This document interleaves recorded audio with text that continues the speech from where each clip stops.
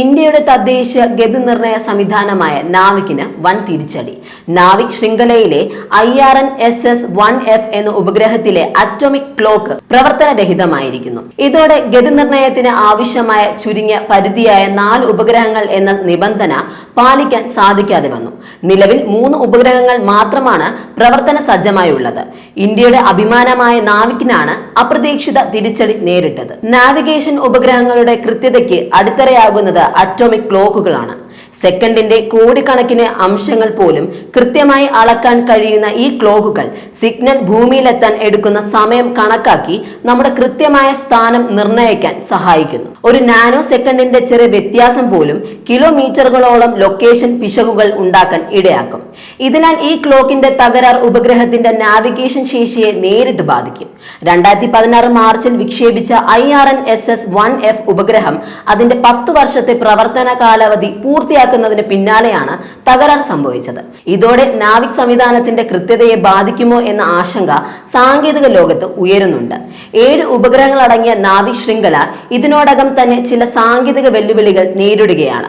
2025 ജനുവരിയിൽ വിക്ഷേപിച്ച NVS-2 ഉപഗ്രഹത്തിന് നിശ്ചിത ഭ്രമണപഥത്തിൽ എത്താൻ കഴിയാതിരുന്നതും വലിയ തിരിച്ചടിയായിരുന്നു.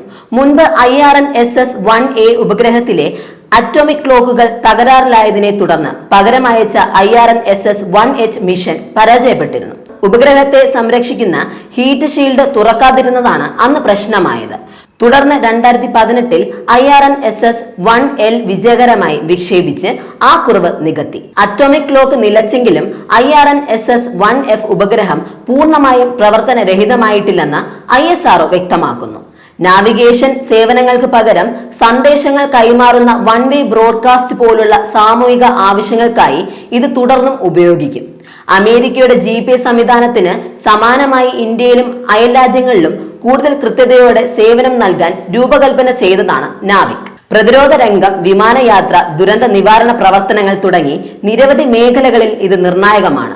അതുകൊണ്ട് തന്നെ തകരാറിലായ ഉപഗ്രഹങ്ങൾക്ക് പകരമായി പുതിയ തലമുറ ഉപഗ്രഹങ്ങൾ വിക്ഷേപിക്കാൻ ISRO നീക്കം ശക്തമാക്കിയിരിക്കുകയാണ്. തുടർച്ചയായ സാങ്കേതിക വെല്ലുവിളികൾക്കിടയിലും ഇന്ത്യയുടെ സ്വയം പര്യാപ്ത നാവിഗേഷൻ സംവിധാനമായ നാവിക് ശക്തിപ്പെടുത്താനുള്ള ശ്രമങ്ങൾ തുടരുമെന്നത് ഉറപ്പാണ്.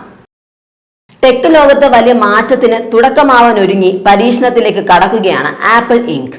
ഭാവിയിലെ iPhone മോഡലുകളും ആപ്പിൾ വാച്ച് സീരീസുകളും നിർമ്മിക്കാൻ 3D പ്രിന്റ് അലുമിനിയം ഉപയോഗിക്കാനുള്ള സാധ്യതയാണ് റിപ്പോർട്ടുകൾ സൂചിപ്പിക്കുന്നത്. ബ്ലൂംബർഗിലെ ടെക് വിശകലന വിദഗ്ധനായ മാർക്ക് ഗർമൻ ആണ് ഈ വിവരം പുറത്തുവിട്ടത്.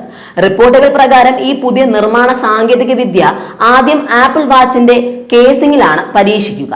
ഈ നിരീക്ഷണം വിജയകരമാകുന്നുവെങ്കിൽ പിന്നീട് ഐഫോണുകളുടെ എൻക്ലോഷറുകളിലും ഇതേ രീതിയിൽ നിർമ്മാണം നടത്താൻ കമ്പനി പരിഗണിക്കും. 3D പ്രിന്റ് അലുമിനിയം ഉപയോഗിക്കുന്നത് നിർമ്മാണ ചെലവ് കുറയ്ക്കാൻ സഹായിക്കുമെന്ന് കരുതുന്നു. പരമ്പരാഗത മെഷീനിങ്ങിൽ ഉണ്ടാക്കുന്ന മെറ്റൽ വേസ്റ്റ് കുറയ്ക്കാൻ സാധിക്കുന്നതും ഇതിന്റെ പ്രധാന ഗുണമാണ്. കൂടാതെ നിർമ്മാണ പ്രക്രിയ വേഗത്തിലാക്കാനും കൂടുതൽ സങ്കീർണമായ ഡിസൈനുകൾ സൃഷ്ടിക്കാനും ഇത് സഹായിക്കും. ഇത് വിജയിച്ചാൽ ഉപകരണങ്ങളുടെ വില കുറയാനും സാധ്യതയുണ്ട്. കൂടാതെ കൂടുതൽ ഭാരക്കുറവുള്ളതും ശക്തവുമായതും ദീർഘകാലം ഉപയോഗിക്കാൻ കഴിയുന്നതുമായ ഡിസൈനുകൾ ഉപഭോക്താക്കൾക്ക് ലഭിക്കാനും സാധ്യതയുണ്ട്. ആപ്പിൾ ഇതിനകം തന്നെ 3D പ്രിന്റിംഗ് സാങ്കേതിക വിദ്യ പരീക്ഷിച്ചു തുടങ്ങിക്കഴിഞ്ഞു. പ്രത്യേകിച്ച് ആപ്പിൾ വാച്ച് അൾട്ര 3 നിർമ്മാണത്തിന് 3D പ്രിന്റഡ് ടൈറ്റാനിയം ഉപയോഗിച്ചിട്ടുണ്ടെന്നാണ് റിപ്പോർട്ടുകൾ. ഇതിനായി ലേസർ അടിസ്ഥാനമാക്കിയ അഡിറ്റീവ് മാനുഫാക്ചറിംഗ് സാങ്കേതിക വിദ്യയാണ് ഉപയോഗിച്ചിരിക്കുന്നത്.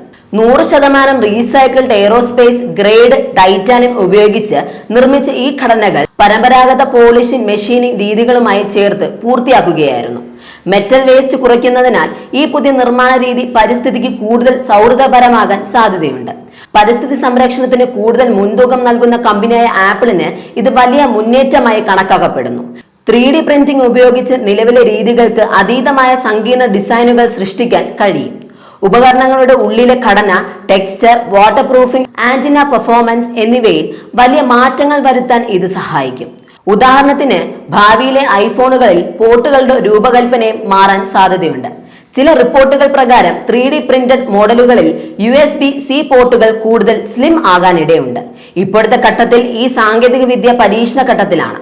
എന്നാൽ ഇത് വിജയകരമാകുന്നുവെങ്കിൽ ഇലക്ട്രോണിക് ഉപകരണ നിർമ്മാണ രംഗത്ത് വലിയ മാറ്റങ്ങൾക്ക് തുടക്കമാകും. കൂടുതൽ കാര്യക്ഷമവും ചെലവ് കുറഞ്ഞതുമായ പരിസ്ഥിതി സൗഹൃദപരമായ ഉപകരണങ്ങൾ നിർമ്മിക്കാൻ കഴിയുന്ന ഒരു ഭാവിയിലേക്ക് ആപ്പിൾ നീങ്ങുന്നു എന്ന സൂചനകളാണ് ഈ റിപ്പോർട്ടുകൾ നൽകുന്നത്.